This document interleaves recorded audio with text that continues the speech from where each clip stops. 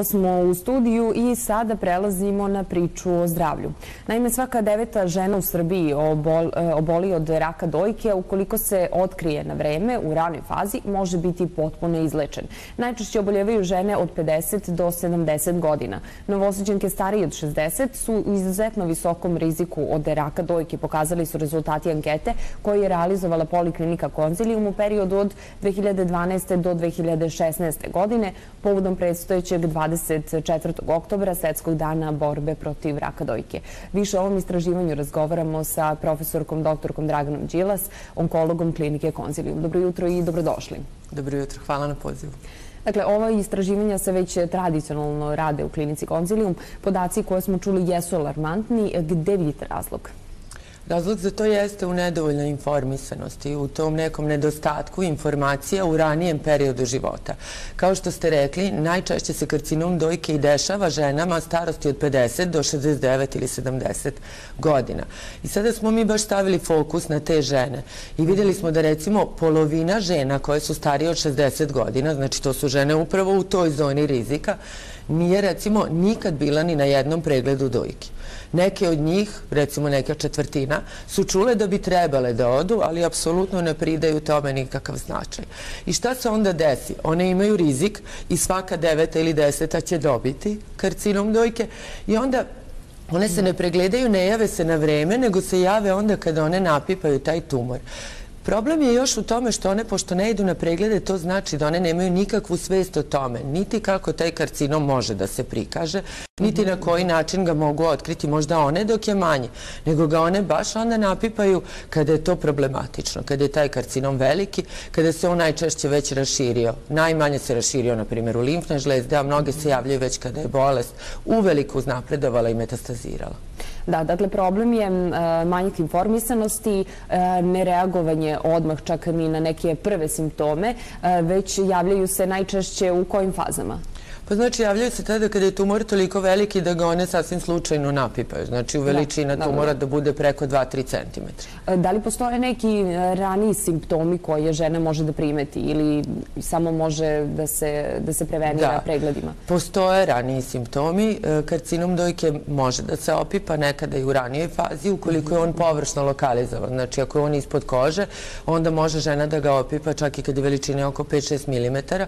Međutim, naravno, neke dojke nisu ni male, neki karcinomi nisu ispod kože, tako da bi oni mogli da se napipaju moraju ipak da dosegnu neke dimenzije. Tumor dojke inače se pipa kao neka čvrsta promena koja je uvek prisutna. Znači ona nije jedan dan prisutna, sutradan da ne možete da je napipate, nego je uvek prisutna i naravno sa vremenom raste. Također može da se pojavi sekrecija iz dojke.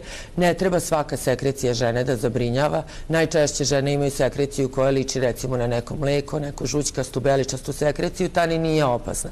Međutim, ako je sekrecija krvava ili recimo zelenkasta i često ona sekrecija koja je potpuno bezbojna i znači ta neka bistra i mi zovemo u medicini serozna, one mogu da upute na prve znake karcinoma dojke. Također uvlačenje bradavice koje je naglo nastalo, znači ne ono koje je prisutno čitav život, nego u jednom momentu se uvlači bradavica, uvlačenje kože, čvrsta fiksacija kože, kada koža izgleda kao kora od pomoranče, znači to su neki znaci. I eto, rekli smo, spomenuli ste tu nedovoljnu informisanost, ali interesantno je da su ta ista istraživanja pokazala da je kod mladih mnogo bolja situacija, verovatno zbog veće dostupnosti različitih informacija, eto i zato što se te akcije prosto i o karcinomu dojke se mnogo više priča sada u odnosu na pre 20-30 godina, je li tako? Jeste, tako je. Zadatak svih nas koji se bave karcinomom dojke, osim što smo trebali da naučimo dobro svoju struku i da prepoznamo i da lečimo karcinom dojke, jeste upravo i ovaj. Znači, mi moramo da budemo prisutni u medijima na svaki način i da alarmiramo. Na taj način se podiže svest o karcinomu dojke. Kao rezultat toga, znači našeg sada već recimo 20-godišnjeg rada ovdje na teritoriji naše zemlje, jeste i to da je se podigla svest o karcinomu dojke i da oni koji su mlađi, koji prate medije kroz televizije, također i kroz Facebook, internet stranice i tako dalje, je njihova svest na daleko, daleko višem nivou. takođe ovo možda moment da kažem da recimo u sferi medicine, ali ne samo medicine, dijagnostika karcinoma dojke za poslednjih 10-20 godina je doživela toliki napredak kao što se retko gde može sresti. I onda je zapravo samo na ljudima da daju nama šansu. Znači vi treba samo da se obratite, a mi možemo jako mnogo da uradimo. Tako da recimo one žene koje su starije od 60 godina možda misle da kada se nađe karcinom dojke ne vredi, ne možemo ništa da uradimo i već je kasno. Ali to je jako daleko od istine. To uopšte nije tačno i mnoge žene u vašoj okolini koje možete sresti svakodnevno su lečene i izlečene od karcinoma dojke. Ima i takvih slučajeva da odustanu prosto kada napipaju i kada saznaju da je to karcinom? Vrlo su retki. Znači ono što se desi je da zapravo one misle pa šta vredi sada da idem kod doktora i onako ako je karcinom ja ću na kraju od toga umreti. Međutim, ono što se desi po mom iskustvu u preko 90% slučajeva je da u jednom momentu one ipak dođu i one žele sve da učine. Tako da što i jeste normalno za čoveka da se bori za svoj život. Tako da onda to treba znati odmah i krenuti što pre. A kažete mi koliko često bi trebalo da dolaze na preglede žene u rizičnoj grupi, dakle između 50 i 70, a koliko često mlađe? Između 50 i 70 godina bi naravno idealno bilo da se one pregledaju jednom godišnje. Međutim, ako one nemaju neke druge faktore rizika za rak dojke, dovoljno bi bilo jednom u 2 godine.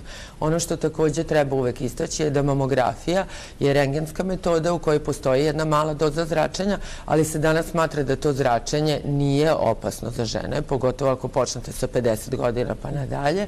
I mamografija je ta metoda koja će prva pokazati karcinom dojke u najranijem stadijumu, tako da ne treba odustajati od mamografije, nego znači svake druge godine raditi mamografiju od 50. godine. Za mlađe žene se radi kombinacija mamografije i ultrazvuka, tako da onda, znači idealno je uvek jednom godišnje, ali pošto ne može uvek sve da bude idealno, ono što je najmanje, to je na 2 godine. Jasno. I koje su to još rizične grupe, rizični faktori, eto, pored tog uzrasta od 50 do 70 godina kod žena, šta još može da nam ukaže na to da bi trebalo češće da se pregledamo? Najveći faktor rizika zapravo imaju one žene koje su već imale karcinom dojke, jer one imaju znači mnogo veći rizik od svih drugih da ponovo dobiju karcinom u istoj dojci ili u drugoj dojci. Tako da i one trebaju da se redovno jednom godišnje pregledaju, što one najčešće i čine.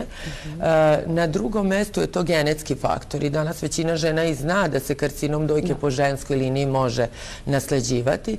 Zatim ako su bolovale od nekih drugih malignih bolesti pa su imale zračenje grudnog koša, to su jako velike doze zračenja koje u kasnijem životu mogu da indukuju karcinom dojke. Ukoliko su bile na dugotrajnim hormonskim terapijama, to se misli na hormone koji su ženski polni hormoni, znači estrogenske ili progesteronske i estrogenske kombinovane terapije, a ne sad sve hormonske terapije koje neko dobija i to bi bili neki onako glavni.